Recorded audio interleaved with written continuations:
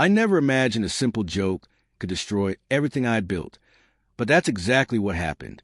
My name is Claire. I'm 32, and until recently, I thought my husband Daniel could take anything with a laugh. He was calm, patient, and endlessly forgiving, the kind of man who shrugged off teasing instead of taking it to heart. For years, I leaned on that. I mistook his patience for indifference and his quiet strength for passivity. I thought it made us solid, but in the end, it was the very thing that broke us. Daniel and I had been together for 8 years, married for 5. He's an engineer, the type who spent weekends drawing up half-finished plans for shells, birdhouses, or someday our dream home. I used to smile and tease him about those little projects, calling him a dreamer, while I saw myself as a realist. Looking back, maybe I was just condescending. The night everything fell apart, we were at a family barbecue in my parents' backyard, the kind of night filled with laughter, too much food, and too many drinks. My cousins were bragging about home renovations, and someone asked Daniel if he'd ever build a house himself. Without thinking, without even glancing at him, I laughed and said, "Daniel, please. He's so clumsy he can't even hammer a nail straight. If anyone's building a house, it's me." Everyone burst out laughing, my mom, my cousins, even the neighbors. I thought it was harmless fun. But then I caught Daniel's expression, a polite smile that didn't reach his eyes. It lingered only long enough for me to feel the faint sting of guilt before I brushed it away. I poured another drink and kept talking. Later, when someone joked again about handy husbands, I doubled down. "You guys don't understand." I laughed. "Daniel once tried fixing a door and made it worse. He's hopeless with tools." More laughter, more teasing, and somewhere in all that noise, I didn't see what I was breaking. On the drive home, Daniel was silent. I tried to fill the air with chatter and music, but he barely responded. Finally, I said, half joking, "Come on, you're not actually mad about a joke, are you?" His hands tightened on the steering wheel. His voice was steady, but his words hit harder than I expected. "It's not just a joke, Claire. It's how you see me, how you've always seen me." I scoffed. "You're overreacting. You know I love you."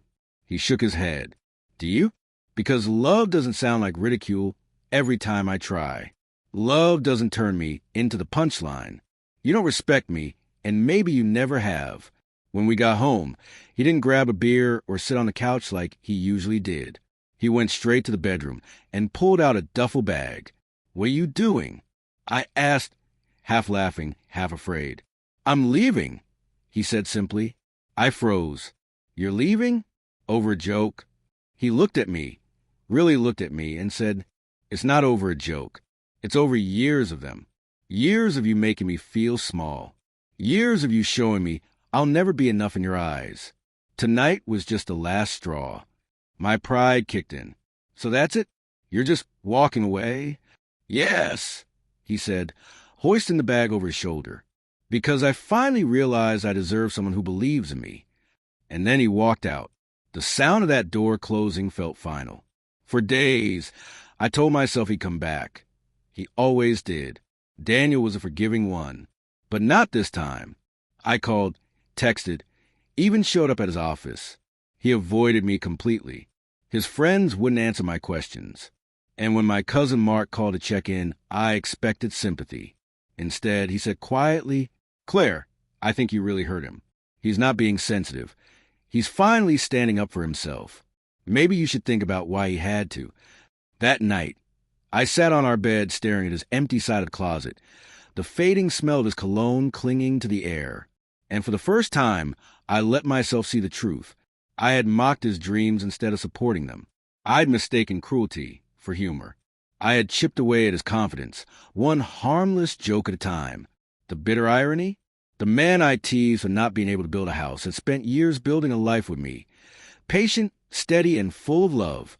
And when I cracked its foundation with ridicule, he was strong enough to walk away.